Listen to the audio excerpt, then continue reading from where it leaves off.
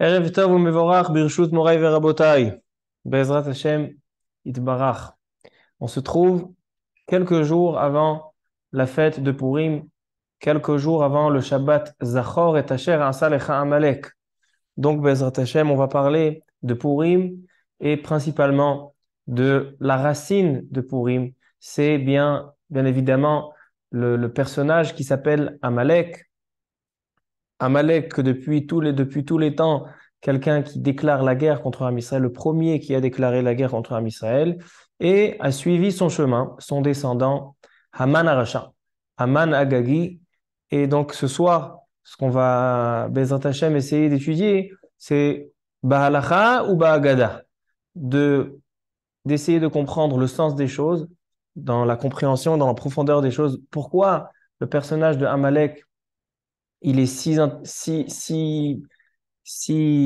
dangereux qu'on a une mitzvah de s'en souvenir tous les ans. Zachor et Asher asa alecha Amalek. Et on a une mitzvah de l'exterminer, de le tuer jusqu'à aujourd'hui. Une mitzvah de le détester et de le tuer jusqu'à aujourd'hui. Il y a une mitzvah comme ça. On va voir à la Maaseh comment ça se passe.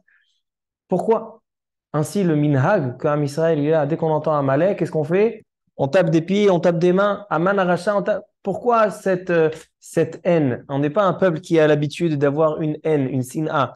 Pourquoi tellement de haine envers et en l'égard de Amalek? Ainsi, on parlera quelques halachot, Bezrat Hashem, de Parashat Zachor, c'est des halachot importantes. Alors, on va commencer doucement, Bezrat Hashem. La Torah, dans la Parashat Kitetse, dans le Chumash Devarim, à la fin de la Parashat Kitetse, nous dit la Torah. Zachor et asher asa lecha Amalek baderech betzetechem mimitzrayim. Timche et zecher Amalek mitachat hashamayim lo tishkach. Dans ce passage de la Torah évoque trois mitzvot. Dans très peu de psukim, très peu de versets, la Torah nous évoque trois mitzvot. Comme nous le dit le Rambam et le Sefer HaChinuch, que dans cette paracha, on a trois mitzvot. La première, c'est de se rappeler, de se souvenir. Zachor et asher asa lecha Amalek. On va se rappeler, se souvenir des mauvaises choses que Amalek a procurées au Ham Israël. Ça, c'est la première mitzvah. Deuxième mitzvah, timche et zecher Amalek. C'est-à-dire que tu annuleras, tu extermineras tout souvenir qui peut rester de Amalek. C'est-à-dire qu'on a une mitzvah de tuer et d'anéantir cette nation. Et à la fin, l'otishkar, une interdiction d'oublier. Trois mitzvot de la Torah, ils sont mentionnés dans le Rambam et ainsi dans le Sefer HaChinuch. Mais dans le Sefer HaChinuch, nous rajoute la raison de cette mitzvah. Comment se fait-il qu'on a tant de haine et qu'on va exterminer? Il est écrit que dans Amalek, on doit tuer les hommes, les femmes, les enfants. Ils n'ont rien fait, les enfants. Les descendants, ils n'ont rien fait, les enfants. Ben non, il y a une mitzvah de les tuer. Dans aucune autre nation, de toutes les nations qu'on a, Shiv'im Umot, il n'y a aucune nation où le Ham Israël a une telle considération pour la nation de Amalek. Nous dit le Sefer HaChinuch. Pourquoi? שנצטווינו לזכור מה שעשה עמלק לישראל, שהתחיל להתגרות בם בצאתם ממצרים, בטרם נשא גוי וממלכה ידו עליהם.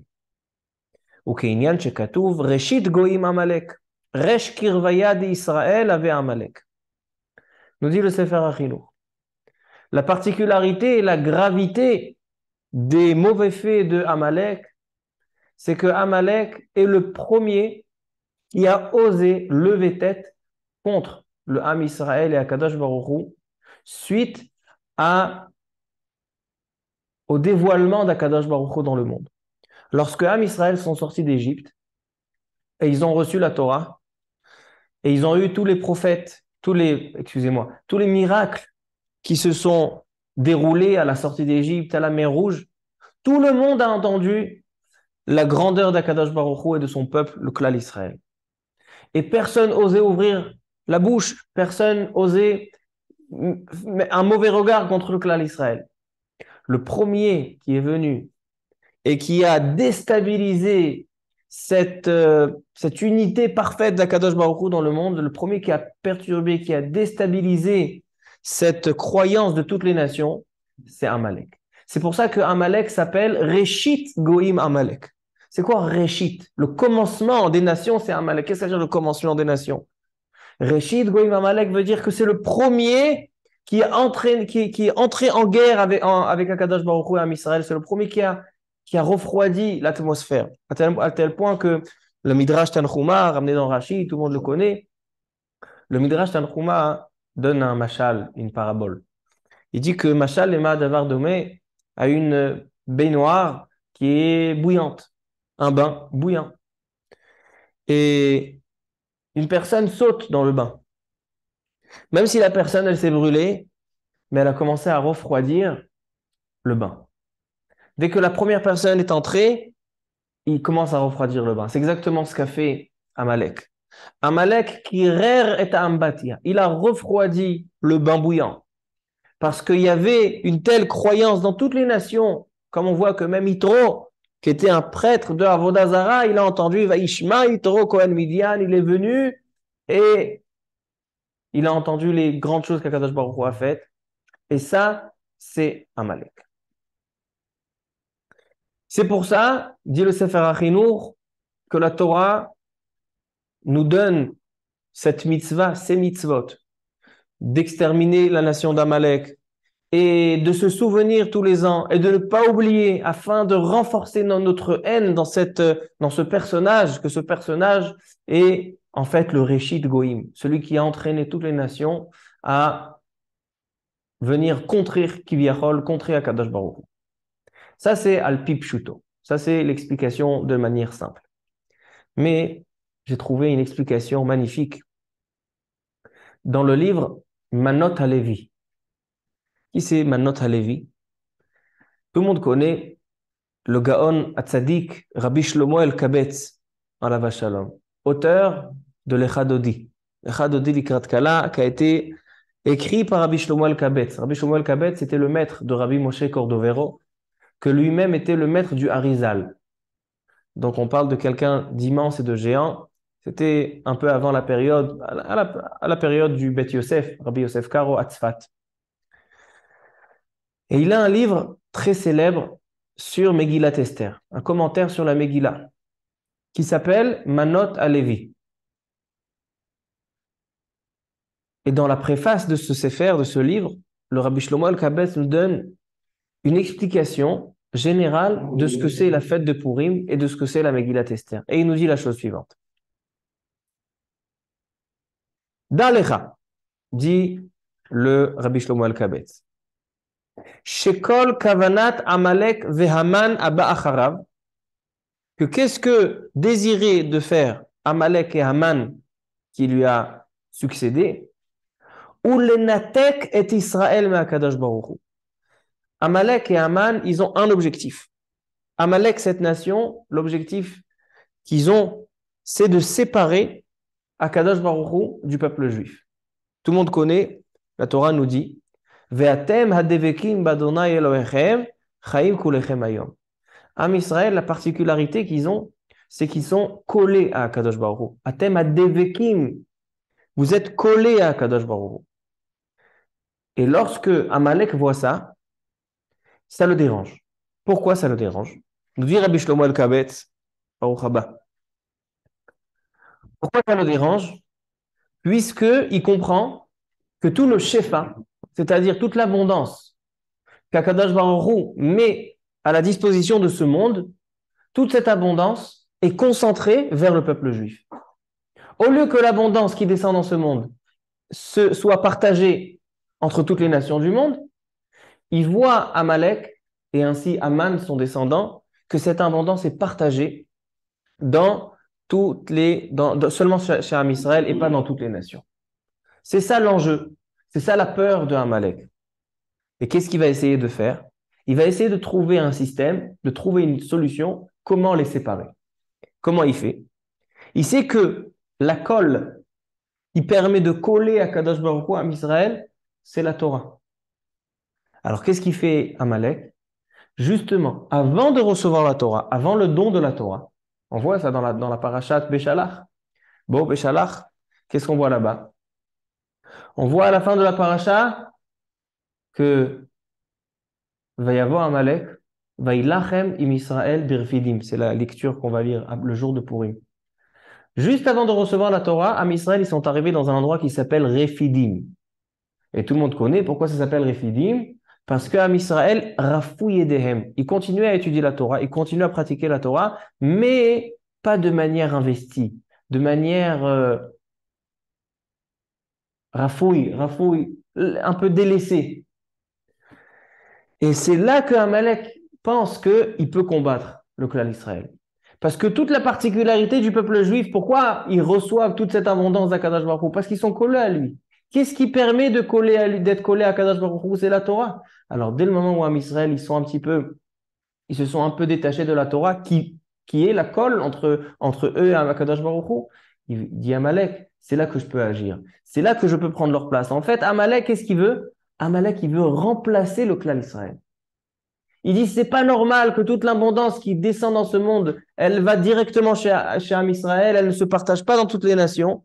J'ai envie de le remplacer. Comment je le remplace? Si je vais trouver le point faible, le point où Am Israël perd cet attachement à Kadosh Baruch Hu, donc cette Torah qui va être délaissée. Continue Rabbi Shlomo El-Kabetz et il nous dit, c'est pour ça qu'on voit à la fin de Parashat Beshalach, va y avoir Amalek, va ilachem Israël birfidim. Amalek est venu, il a fait la guerre contre Israël à Refidim. Qu'est-ce qu'il fait Moshe Rabbeinu? Moshe Rabbeinu ne déclare pas la guerre. D'abord, il va chercher Yeshua Benoun. Pourquoi il est allé chercher Yeshua Benoun? Nous dit la Torah, Na'ar lo yamish mitoch ha'ohel. Qu'est-ce qu'il a de particulier Yeshua Benoun? C'est que c'est une personne qui n'a jamais lâché la tente de la Torah. C'est-à-dire que si j'ai envie de gagner Amalek, il dit, Moshe Rabbeinu, je suis obligé de retrouver le point qui va coller à nouveau à Israël HaKadosh Baruch Hu. Donc, il va utiliser qui? Yeshua Benoun. Yeshua Benoun que lui symbolise la connexion avec la Torah au maximum. La Torah, elle dit que Yeshua Benoun, Nar lo yamish mitoch ha'ohel. C'est quelqu'un qui n'a jamais lâché la tente. C'est comme ça que s'est passée la guerre. Continue Rabbi Shlomo El-Kabetz, il nous dit c'est pour ça qu'on a une mitzvah de Zachor et Asher Asalecha Amalek. C'est quoi Zachor? On trouve encore une fois le mot Zachor dans la mitzvah du Shabbat. Dans les 10 commandements, il est écrit Zachor et Yom HaShabbat le Kadeshu. Souviens-toi du jour du Shabbat. Quel est le point commun? Il dit Rabbi Shlomo El-Kabetz, il dit le Shabbat, c'est la Malchut d'Hashem. C'est le 7e jour. Dans les Sphirot, la 7e Sphira, c'est la Malchut. Et Shabbat, elle s'appelle Shabbat Malketa. Qui c'est qui dit que c'est Shabbat Malketa? Où c'est marqué Shabbat Malketa? Dans les Chadodi. Qui c'est qui a instauré les Chadodi? Rabbi Shlomo El-Kabetz. Alors il dit Shabbat et Shabbat Malketa. Le Shabbat symbolise l'unité d'Akadosh Baruch Hu. Akadosh Baruch Hu est seul. Akadosh Baruch Hu a créé le monde et il s'unit avec Am Israël qui est Shomer Shabbat. Zachor et Yom HaShabbat. Marquer le jour du Shabbat, c'est un jour de connexion avec Hachem. C'est pour ça que la même mitzvah qu'on a positive de Zachor et Yom HaShabbat, on a aussi la mitzvah qui est dans le négatif de Zachor et Asher Asalecha Amalek. Souviens-toi, parce que c'est ou le Shabbat ou Amalek. Si tu n'es pas connecté avec Hachem, alors Amalek revient. Et comment je combats Amalek? Si je me renforce dans ce qui va me coller avec Akadosh Baruch Hu. Il dit c'est ainsi la raison pour laquelle les Grecs, qu'est-ce qu'ils ont voulu annuler? Première chose qu'ils ont voulu annuler, c'est Shabbat. Après, c'est Chodesh ou Mila. On a expliqué déjà dans les Shiurim, sur Hanouka, que c'est les 3 points qui rassemblent et qui collent à Kadosh Baruch Hu, et qui attachent à Kadosh Baruch Hu à Israël. Il dit, c'est pour ça, écoutez ce qu'il dit Rabbi Shlomo El-Kabetz, c'est pour ça que la Hatid Lavo, quand viendra le Mashiach, toutes les fêtes seront annulées. Sauf laquelle? Sauf Purim. Dans le Yerushalmi, il y a marqué aussi Hanouka. Pourquoi? Il dit Rabbi Shlomo El-Kabetz, Manot Alevi devant Nifla. Il dit parce que quel est le sens de la Géoula? Quel est le sens de la venue du Mashiach? Le sens de la venue du Mashiach, c'est lorsque Ve'eshiv lev avot albanim ve'lev banim alavotam. C'est lorsque Akadosh Baruch Hu retrouvera ses enfants et Am Israël retrouveront leur père. Ils se rattacheront. Toutes les fêtes du calendrier juif, on commémore un événement de la sortie d'Égypte, ça n'aura plus de signification vis-à-vis toutes les nissim qu'on verra à la de l'avant. Mais la fête de Hanouka et Purim, c'est pas une mitzvah qu'on commémore, c'est pas quelque chose qui est sur le passé. C'est une fête qui est au présent, un rattachement d'Akadosh Baruch Hu avec Am Israël. C'est ce qui permet en fait de ramener la Géoula. Et c'est la raison pour laquelle il y a une Gemara. La Gemara dans Sanhedrin, j'aime beaucoup la ramener. La Gemara, elle dit, Masechet Sanhedrin, dans la page 20, d'Afra Famoudbet. La Gemara, elle dit, Shalosh mitzvot nitztavu Israël beknisatam la'aretz. Le klal Israël, il a 3 mitzvot. Lorsqu'on rentre en terre d'Israël, et le Mashiach aussi aura ces mitzvot. Les manot lahem melech. Première chose, de nommer un roi. Ensuite, les achrit zara'o shel Amalek. Ensuite, détruire et tuer tout souvenir et tout ce qui reste de Amalek. Et la troisième, livnot lahem bet hamikdash, bet habechira, et de construire le bet hamikdash. Quelles sont ces 3 choses? Le roi, pourquoi il y a un roi dans Am Israël? Parce qu'il permet de dévoiler la royauté d'Hachem dans ce monde afin que Am Israël se soumette à la royauté d'Hachem. Alors lorsque Am Israël se renforceront, ils auront un roi, c'est-à-dire qu'ils vont se connecter avec Akadosh Baruch Hu, c'est ce qui va leur permettre de quoi? De tuer Amalek. Parce que Amalek, tout son pouvoir, il est lorsque nous, on n'est pas attaché à Hachem. Mais si on est attaché à Hachem, Amalek n'a plus de pouvoir. Et enfin, construire le Bet Hamikdash. Le Bet Hamikdash qui est le lieu où Akadosh Baruch Hu et Am Israël se rencontrent. Ça, en fait, il dit le Rabbi Shlomo Alkabetz, c'est comme ça qu'il résume, dans la préface de son grand livre Manot Halevi, c'est comme ça qu'il résume la fête de Purim. C'est comme ça qu'il résume le combat qu'on a avec Amalek. Est-ce qu'on est connecté à Hachem ou pas connecté à Hachem? C'est la raison pour laquelle, Rabotai, je reviens à la première question. On a dit, Zachor et Asher asa alecha Amalek. On a vu qu'on a 3 mitzvot, de se souvenir tous les ans de Amalek, d'anéantir et de tuer tout ce qui reste d'Amalek, et la 3e, de ne pas oublier, l'Otishkar. On a dit, pourquoi? Aucune autre nation des 70 nations n'a des mitzvot comme ça, de détester et de tuer. Non, ça y est, quelqu'un qui a fait du mal, il a fait du mal, mais maintenant, ses descendants et tout ce qui reste de lui, et de se rappeler, de renforcer notre haine. Alors, on a ramené le Chinour. Le Chinour, il nous dit, puisque c'est la première nation qui a ouvert le bal avec toutes les nations. Reshit Goïm Amalek, ça c'est Apipshat. Mais dans Rabbi Shlomo Alkabetz, on voit une notion encore plus profonde. Que Amalek, le danger qu'il y a, pourquoi on doit anéantir Amalek? Parce que Amalek, il met en danger la royauté d'Hachem et l'unité d'Akadosh Baruch Hu avec Am Israël. Et tant que Amalek est là, il menace cette connexion. Et dès que nous, on se renforce dans cette connexion, on anéantit Amalek. C'est pour ça qu'il faut enlever tout souvenir d'Amalek, tout ce qui reste de lui. On a une mitzvah de se rappeler tous les ans. Pourquoi tu te rappelles juste pour renforcer ta haine? Non, parce que cette haine, elle va construire quelque chose. En général, une haine, elle détruit. Mais là, cette haine, elle construit. Qu'est-ce qu'elle construit? Elle construit l'attachement avec Hachem. C'est ça le sens, il dit, le Rabbi Shlomo Alkabetz, le sens de Purim. Et il ramène une preuve. Et après, on commencera le shiur. Il y a un Midrash Rabbah sur Megillat Esther. Le Midrash, il dit la chose suivante. Lorsque Haman Aracha vient chez Achashverosh, en lui suggérant de tuer le peuple juif, quel est son argument? En fait, cet argument, c'est ce qui va nous donner les clés des paramètres de la fête de Purim. Il dit le Midrash. Haman, il dit, Yeshno am echad, mefuzar ou meforad ben ha'amim, vedatehem shonot, ve'edate ha'melech enam osim. C'est-à-dire, il dit Haman Aracha, il vient chez Achashverosh, il dit, il existe un peuple qui est dispersé dans les nations, qui ont une religion à eux et qui ne respectent pas les lois du roi Achashverosh. Voici l'argument avec lequel se présente Haman devant Achashverosh. Vient le Midrash et il explique.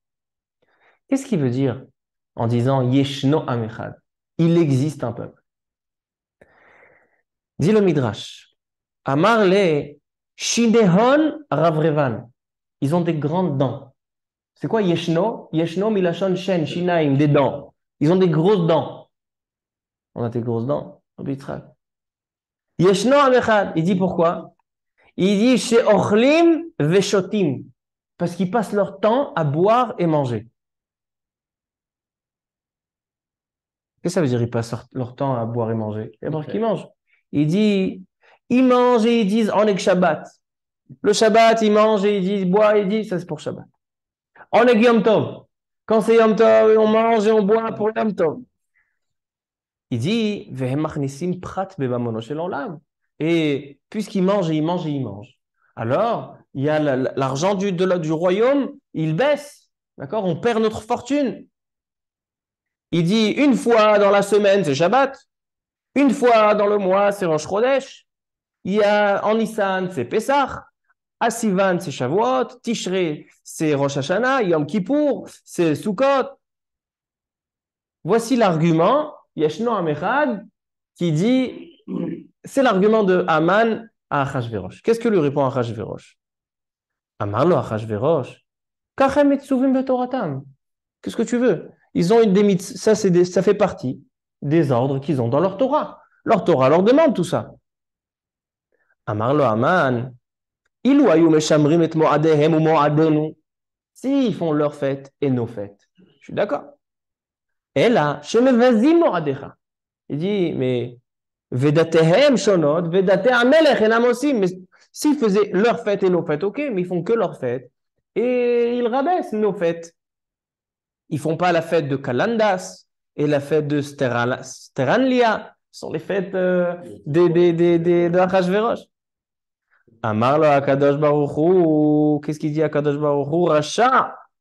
Ata mapil ain ra'a bemoadehem.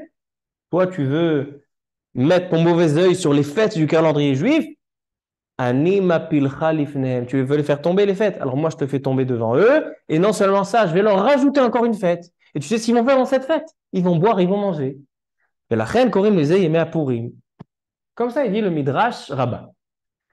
Il dit le Rabbi Shlomo El-Kabetz.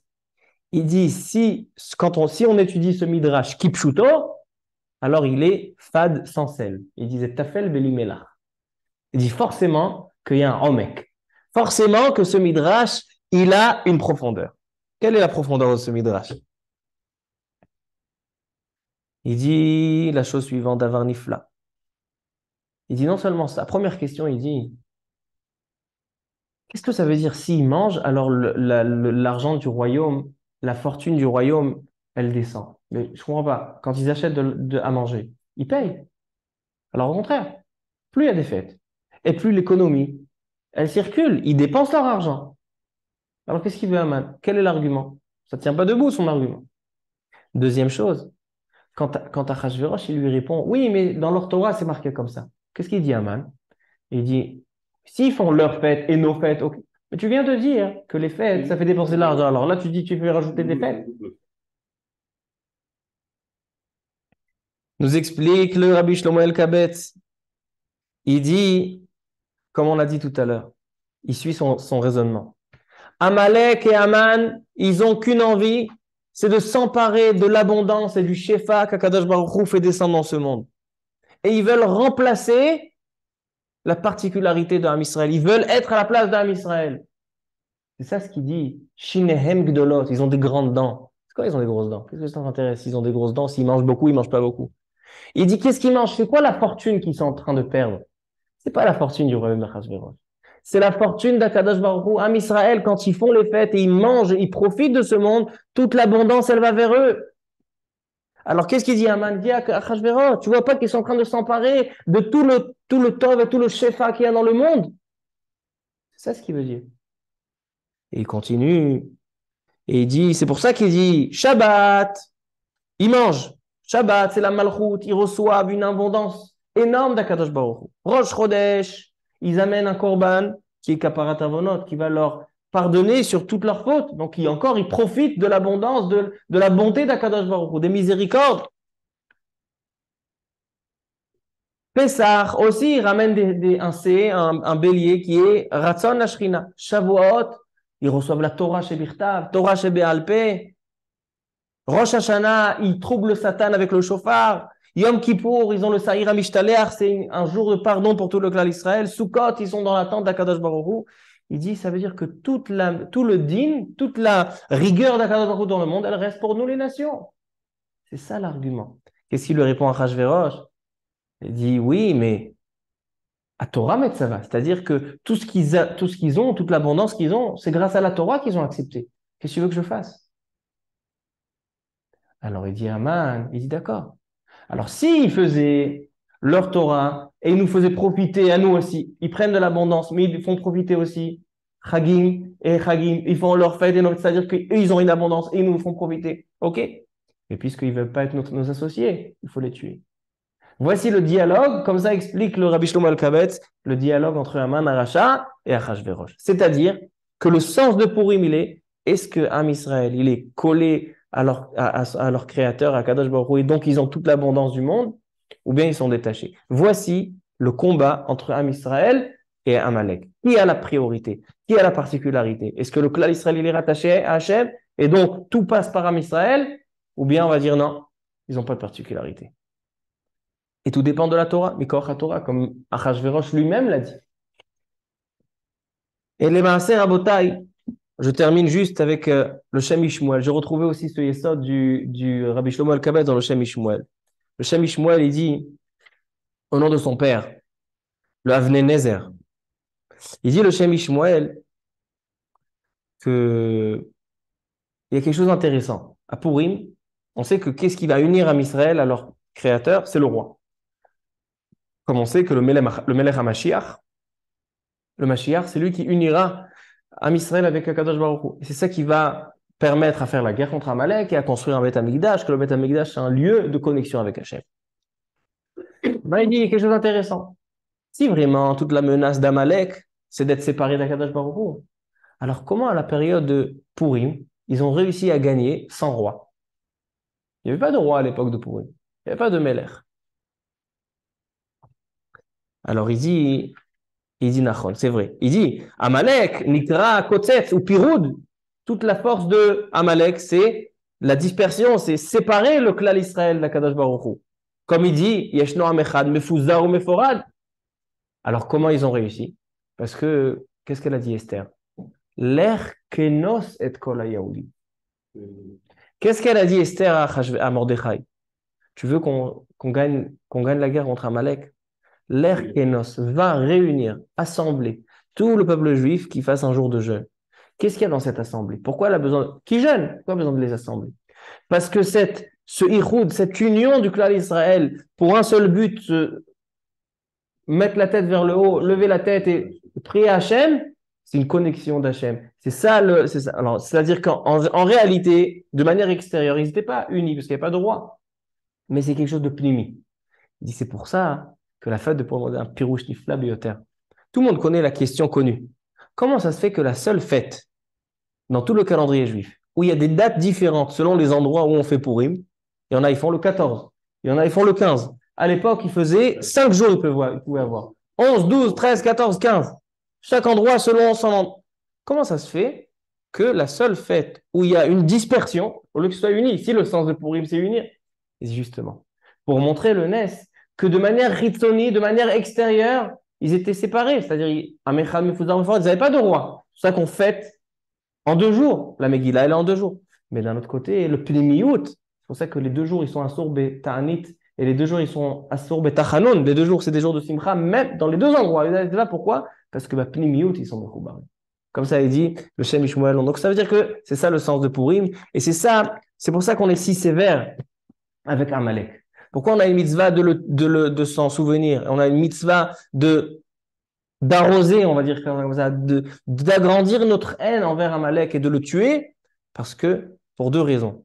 Le Sefer HaChinuch, il dit, parce que c'est le premier qui a déclaré la guerre, c'est le premier qui a permis à toutes les nations de contrer Hachem, Reshit Goïm Amalek, et Rabbi Shlomo Alkabetz et le Shem Ishmuel, que Amalek profite des moments où on est un petit peu séparés pour prendre notre place. Pour prendre notre place, et ça, c'est pour ça qu'on est si sévère avec lui. Tov Rabotai, ça c'était Chelek Agada. Maintenant, passons Chelek Halacha. On va commencer par la guerre avec Amalek.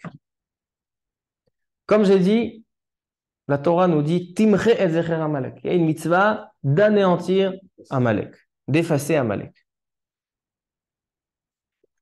Ainsi est possède le Rambam et le Sefer HaChinuch. Le Rambam, dans Halachot Melachim, 5e chapitre, Halacha 5, il dit qu'on a une obligation, même aujourd'hui, Sefer HaChinuch, il dit, même aujourd'hui, de nos jours, si tu vois un Amalek, tu dois le tuer. Comme ça, il est posé avec le Rambam. Il y a une opinion du Hagot Maimoniot, que lui dit que c'est seulement le Mashiach qui a la mitzvah. Comme on a ramené la Gemara dans Masechet Sanhedrin, que le Mashiach, il tuera. Alors lui, il dit c'est seulement, mais tous les Rishonim, ils ne sont pas d'accord. Le Rambam, il dit Meforash, le Magid Mishneh, Meforash, non. Le Mashiach aussi, il a une mitzvah, mais dans toutes les générations. Alors je vous pose la question. Pourquoi aujourd'hui on n'est pas avec des pistolets, des revolvers, à chercher des Amaleki? On prend des gens, des Goïms, on leur dit montre-moi ta carte d'identité, Teudat Zéo. Si je vois Amalek, je le tue. Pourquoi? Il dit le Minchat Chinuch. Minchat Chinuch nous dit que depuis l'époque de Sancheriv, le roi Sancheriv, où il avait fait la guerre avec Rizkia ou Ameler, il avait menacé le clan d'Israël, Sancheriv, il a mélangé les nations. Donc aujourd'hui, toutes les nations sont mélangées. Ishmaël, Edom, Yavan, Madai, Amalek, tout le monde est mélangé, donc on ne sait pas. Donc quand tu vois un goy qui se présente devant toi, on a une règle.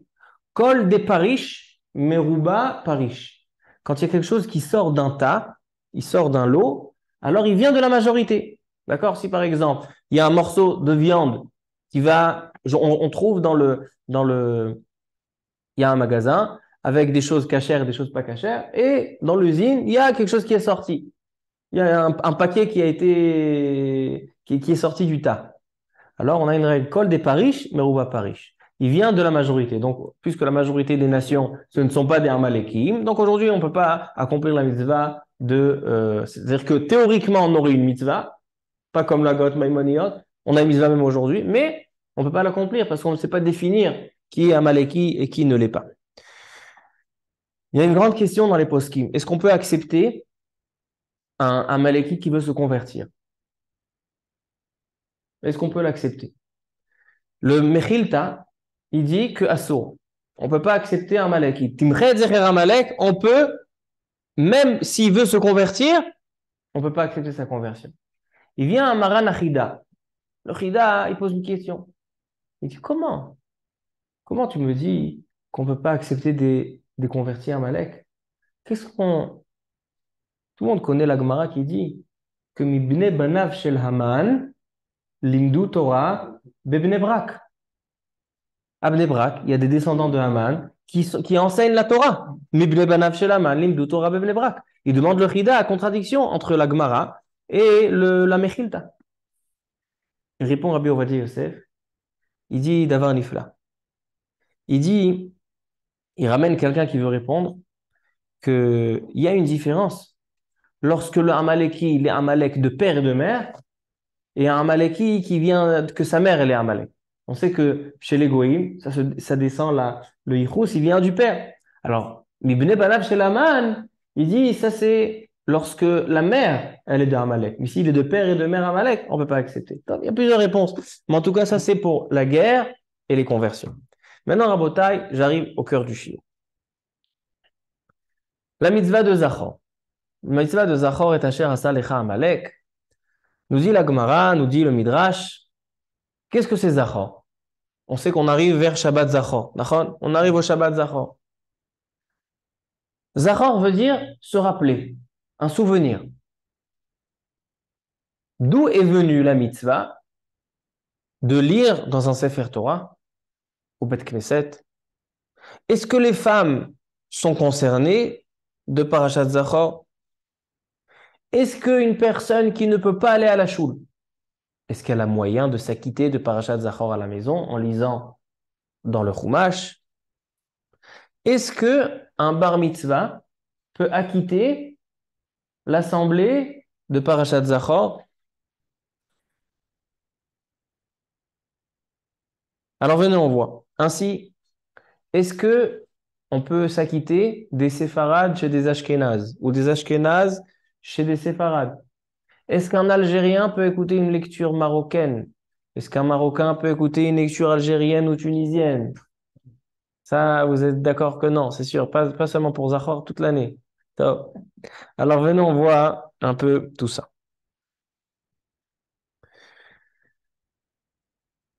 Shulchan Aruch nous dit dans Siman Tafresh Pevav, Rabbi Avraham, est-ce que je peux te déranger 2 secondes? Mishnah Bura, excuse-moi, Mishnah Bura Chelek Vav, ici. On va voir le Shulchan Aruch. Ok, Toda Rabba. Chazak Baruch. Il dit le Shulchan Aruch Siman Tafresh Pevav, 685, Tafresh Pehe. Beshabbat Shnia, donc le deuxième Shabbat du mois de Adar, Motziim Shne Sfarim, on sort 2 livres. Be'echad Korim Parashat HaShavua, dans un livre on lit la parasha de la semaine. Ou Basheni Kore Zachor et Asher Asa Lecha Amalek. Donc ce Shabbat on va sortir un deuxième Sefer Torah dans lequel on va lire Zachor. Ou Maftir, l'Aftara ele Pakadti et Asher Asa Amalek. Continue le Shulchan Aruch et nous dit dans la halacha 7, Seif Zayin. Yesh omrim, chez Parashat Zachor ou Parashat Para Aduma, Chayavim likrota mideoraita. Il y en a qui pensent que la lecture de Zachor et de Parashat Para, ce qui va suivre Purim, on est obligé, tenu à les lire mideoraita, de la Torah. Lefikach, c'est la raison pour laquelle Bnei Haishuvim, des personnes qui habitent dans des banlieues ou dans des villages, là où il n'y a pas de Bet Knesset, il n'y a pas de lecture de la Torah, il n'y a pas minyan. Serichim lavo le makom sheyesh minyan b'shabbatot alalu. Dans les Shabbatot où on lit Zachor et Para, ils doivent se rendre à la ville, se faire inviter, héberger, prendre un hôtel pour pouvoir kedel lishmoa parashiot elu, pour pouvoir entendre ces parashiot shehem ideoraita. Comme ça nous dit le Shulchan Aruch. D'où vient cette halakha? Dans la Gemara, il n'y a pas d'halakha comme ça. Dans la Mishnah, il n'y a pas d'halakha. Troumat Hadeshen. D'où le Troumat Hadeshen, il a sorti cette halakha. On sait que dans le mois de Hadar, on a 4 parashiot que les Chachamim ont demandé d'ajouter. Shkalim, qu'on a déjà lu, Zachor, Para et Achodesh. Comment Parashat Zachor et Para sont devenus des Oraïta? Alors vous allez me dire que ça fait 1/2 qu'on parle de quoi? Que de se souvenir d'Amalek, c'est une mitzvah de la Torah. La Torah nous dit Zachor et Asher Asa Lecha Amalek. Mais Rabotai, le Rambam et le Sefer HaChinuch, ils disent que pour se rappeler, il y a marqué 2 choses. Il y a marqué Zachor et il y a marqué Lotishkar. Pourquoi marqué Zachor et Lotishkar? Pour nous dire, il ne suffit pas seulement de se rappeler dans la mémoire, mais il faut aussi le réciter avec la bouche. Comme ça, le Rambam et le Sefer HaChinuch, ils apprennent du Midrash que dans le Sifri, que Zachor Lotishkar, c'est que ça veut dire Zachor et Lotishkar, c'est qu'il faut, il faut faire une action qui me permettra à ne pas oublier. C'est-à-dire, il y a des choses qu'on essaye de se rappeler, mais on peut oublier. Mais lorsque je vais réciter à voix haute la paracha de Amalek, j'ai fait en fait une action qui va m'empêcher d'oublier. Donc, il faut le lire à voix haute. Mais qui a dit qu'il faut le lire dans le Sefer Torah? Quelqu'un qui dit, voilà, je me rappelle d'Amalek, que Amalek nous a fait ça et ça et ça, et j'ai une mitzvah de le tuer, de le... Pourquoi il y a besoin d'entendre le Sefer Torah? Alors écoutez quelque chose d'intéressant. Il y a une Gemara, dans Masechet Brachot, dans d'autres. La Gemara elle raconte au sujet de Rabbi Eliezer. Rabbi Eliezer, il avait un esclave, un Eved Kenaani, un Eved non juif. Est-ce qu'on a le droit, je vous pose la question, est-ce qu'on a le droit de libérer un esclave goy? Un esclave juif, on a vu déjà dans la parashat Mishpatim, qui peut maximum travailler pendant 7 ans, et si après 7 ans il veut rester, on lui troue l'oreille jusqu'à 50 ans. Après, il sort automatiquement. Et on a une mitzvah de le laisser partir. Mais est-ce qu'un Eved Goy, on peut le laisser partir? Non. Au contraire, on a une interdiction de le laisser partir. Le'olam bahem ta'avodu. La Torah a dit au sujet d'Eved Kenaani que on a une mitzvah de l'asservir à tout jamais. Le'olam bahem ta'avodu. Et celui qui libère son esclave, il transgresse le assez de la Torah. Ça, c'est Mashouacher. Rabbi Eliezer, maintenant on sait, il y a une règle que lorsqu'on libère un Eved Kenaani, on lui fait la Brit Mila. Maintenant, lorsqu'on libère un Eved Kenaani, il devient juif. Alors maintenant, Rabbi Eliezer, une fois, il était à la synagogue. Il n'y avait pas Minyan, ils étaient 9. Et il était avec son Eved. Qu'est-ce qu'il a fait, Rabbi Eliezer? Il a pris un shtar, il a pris un bout de papier, il a dit voilà, tu es libre. Il a donné à ton esclave. Son esclave, très content, il a reçu. Dès le moment où il a reçu, il est devenu juif. Il peut compléter Minyan. Demande la Gemara. Pour Minyan, tu as transgressé ce que dit la Torah, Leolam Baem Ta'avodou. Minyan, on sait que c'est pas obligatoire. Tfila be Minyan, quelqu'un qui fait la tfila sans Minyan, il a fait la tfila. Répond la Gemara, mitzvah de Rabim Shani. Lorsque c'est une mitzvah qui concerne le tzibour, qui concerne 10 personnes, Shani. Il vient là-bas Tosfot et il dit que ça dépend pourquoi il a libéré. Il y a une différence, une nuance. Est-ce qu'il a libéré pour un simple minyan ou est-ce qu'il a libéré pour la lecture de Parashat Zachor? Parce que s'il a libéré pour la lecture de Parashat Zachor, pour Parashat Zachor, on a besoin de 10 personnes. On a besoin d'un Sefer Torah. Alors donc là-bas, peut-être que c'est la raison pour laquelle il a libéré, c'est à cause de Parashat Zachor. Comme ça, il dit Tosfot et le Rosh. Il vient le Shulchan Aruch et il dit, c'est ça les Yesh Omrim. Il y en a qui pensent que la lecture dans le Sefer Torah avec Minyan, c'est Mideoraita. Et d'où il tire preuve? De cette histoire-là, de Tosfot du Rosh avec Rabbi Eliezer. Regardez que de toutes les histoires, on peut apprendre des halachot. Halakha le maaseh, zelo batour, c'est pas évident que la halakha est comme ça. Par exemple, le Sharat Tzioun, c'est un Sharat Tzioun connu, il dit que malgré que, je vais vous lire, Af de Amagen Avraham evi beshem turmat hadeshet. Deharosh katav de aseh deoraita likrot parashat zachor be'asara, malgré que dans le Shulchan Aruch, le Turmat hadeshet dit qu'il y a une mitzvah avec 10 personnes. C'est pour ça que ceux qui habitent loin de la ville, ils doivent se déplacer. Shabbat zachor. Il dit Enni yodea shum makor leze. Il dit, je pense pas qu'il y a une preuve. Il n'y a pas de source à cela.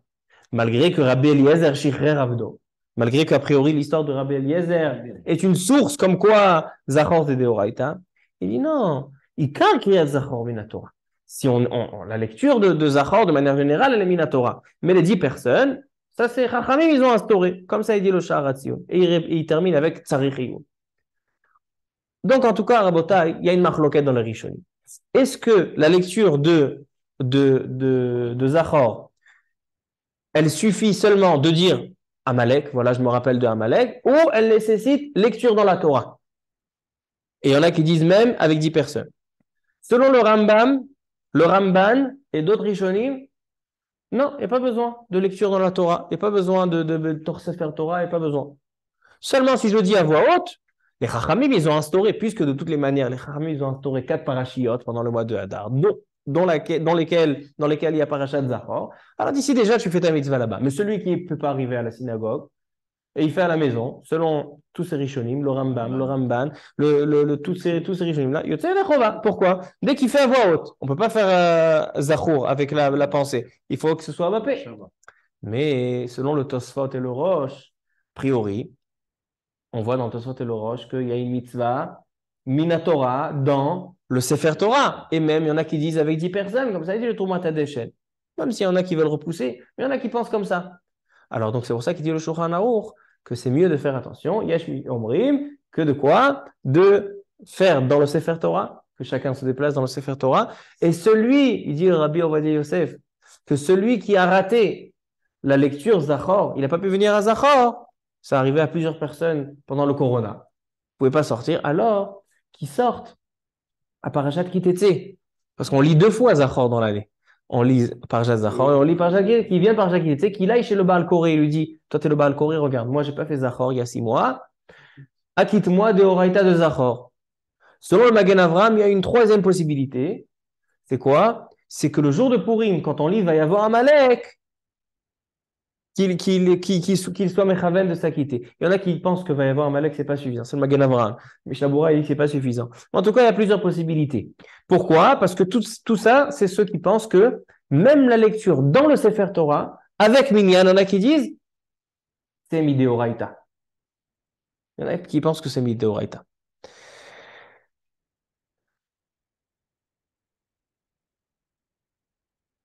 Une autre halakha qui descend de ça, c'est la lecture. Si vraiment, de dire Amalek, c'est seulement Minatora, mais dans le Sefer Torah, il n'y a pas besoin, alors est-ce qu'il y a une différence dans le Sefer Torah dans lequel j'utilise? Il y avait un des grands Chachamim, il y a 200 ans à peu près qui s'appelait le Rav Yitzhak Elchanan Spector. Vous avez entendu parler du Rav Yitzhak Elchanan Spector? Géon Géoni, quelqu'un de géant. Le Rav Yitzhak Elchanan Spector, on lui a posé une question, la question suivante. Il y a un Sefer Torah, où dans le Sefer Torah, il manque des lettres. Un Sefer Torah qui manque même une lettre, il n'est pas saoul. On arrive la semaine d'après, vient un jeune homme de 13 ans, 14 ans, 15 ans, et il nous dit, écoutez, je suis venu cette semaine et j'ai réparé le Sefer Torah. Là où il manquait, j'ai rajouté. Maintenant, on a une règle, qu'un enfant qui devient bar mitzvah, on n'est pas sûr à 100% qu'il est adulte, parce que l'âge de 13 ans, c'est un âge qui a été donné à peu près des Chachamim. Minatora, pour qu'un enfant devienne grand, il faut qu'il y ait des signes dans son corps, des changements physiques, ce qu'on appelle Shtei Harot. Il faut qu'il y ait une évolution physique, qu'il grandisse physiquement. Maintenant, cet enfant de 13, 14, 15 ans, peut-être qu'en réalité, il est encore petit.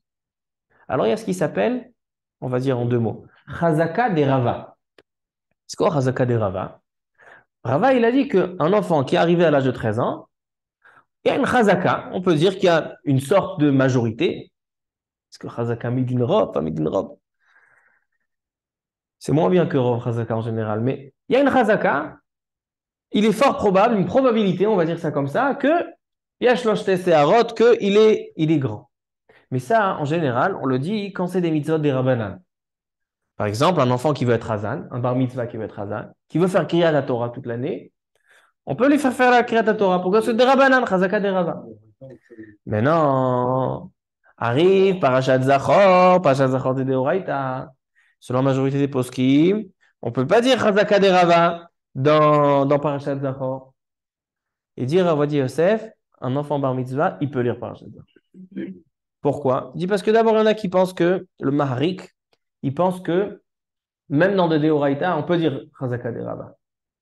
Et dans seulement ça, selon le Rambam et le Ramban et le Sefer Achinour, la mitzvah de lire dans le Sefer Torah, elle n'est pas Minatora.